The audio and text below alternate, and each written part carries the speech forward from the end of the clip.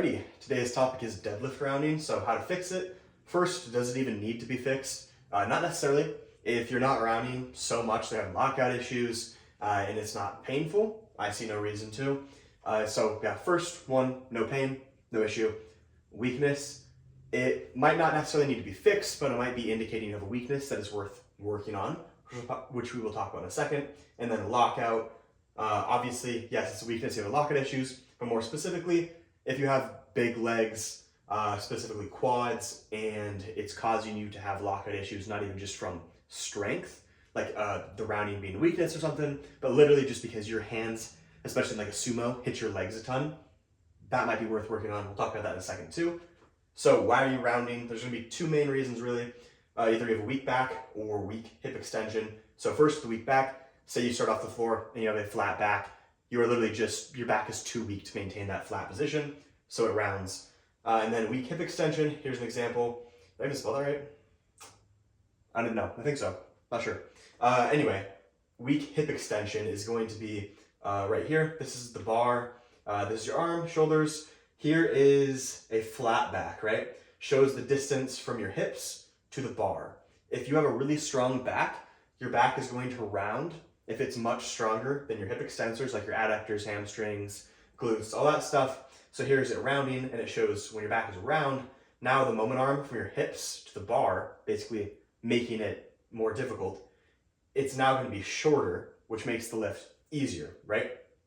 So that's how your back is going to take some of the load from your hip extension and give it to back extension, basically. Also, important note here with the quads is you can see as your hips get closer to the bar, obviously if you're way out here and you round, your quads get pushed forward. So your hands are gonna hit the bar earlier and hit the bar much more, which can cause those lockout issues I was talking about earlier.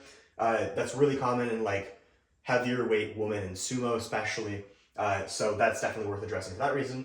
How to tell if you're a weak back or weak hip extension and that's causing the issue. For this, it can manifest in a couple different ways. It can be kind of hard to tell if you don't necessarily have a good eye for it, but the best way I could explain to you is if you have a weak back, you are trying to hold your back flat and it's like you just genuinely can't. And oftentimes you're gonna get at the top and you're going to be missing at lockout because now you're rounded and your back is too rounded, you don't have the strength to unround it, right? Assuming you're not just hitting your quads a ton.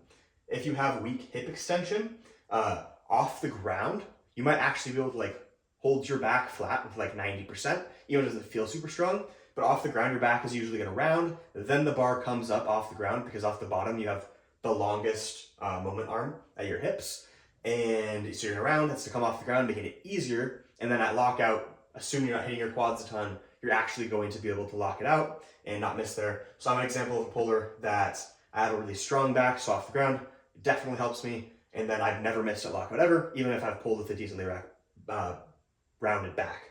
So for my favorite variations or just accessories ways to fix this, there's a couple different ways. I think one is the best, but for a weak back, say you're a sumo puller, you can definitely do conventional, going to be more demanding on the back. I talked in the podcast with Mike Tushar about this.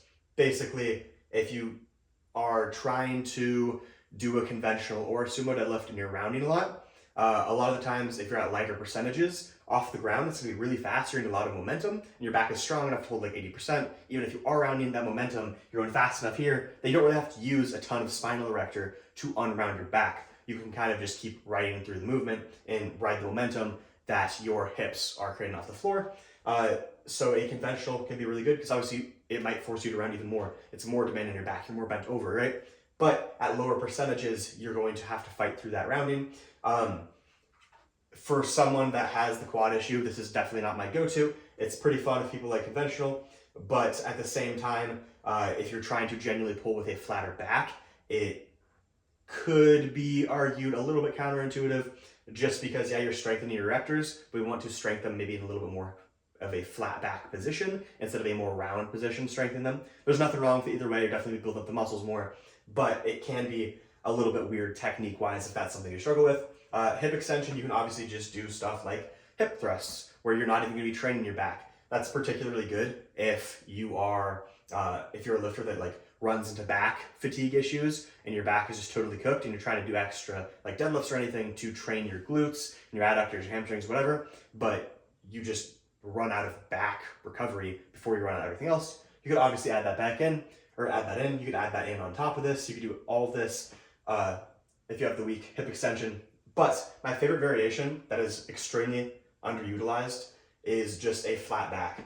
This is great because if you don't know why you're rounding, if you're just self-coach, you have no idea, it's going to fix both problems because you're strengthening the position that needs to be strengthened. So if you have a weak back, you're going to have to use a little bit less weight, make sure you're not rounding, but you're only doing weights that you cannot round for. That's going to strengthen your back in that position. If you have a weak hip extension, doing the flat back variation, it's making sure that you're using less weight for sure, but it's not transferring the load to your erectors, working your erectors a bunch more. It's just forcing everything else to be working and not compensate, as well as it's a lot more like movement specific, especially if you have like the quad issue, help you get that technique down, get the feel for it. I will say though, the biggest problem with this is people just want to load up too much weight. It's really easy to be like, oh, I normally pull 500 pounds. I should be able to do 450 with this. And especially at first, you might just have to take way less weight off the bar. It's going to feel really soul crushing potentially. A lot of times people are substantially stronger with back rounding.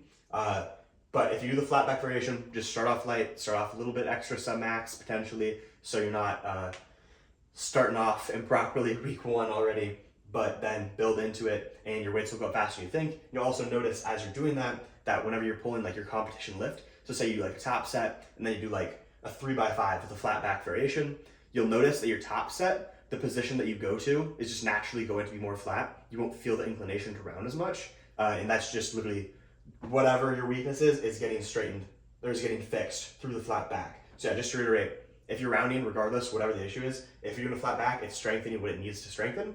These other ones are absolutely great though. I'll have some more videos out this week, probably gonna post a video like every day, but don't hold me to it because sometimes I slack on that. But if you liked it, please like the video, subscribe, all that stuff, comment any suggestions. If you're interested in coaching, please check out the description. I'll put like my coaching application there. Fill that out or reach out to you real quick and we can get you set up. Thanks.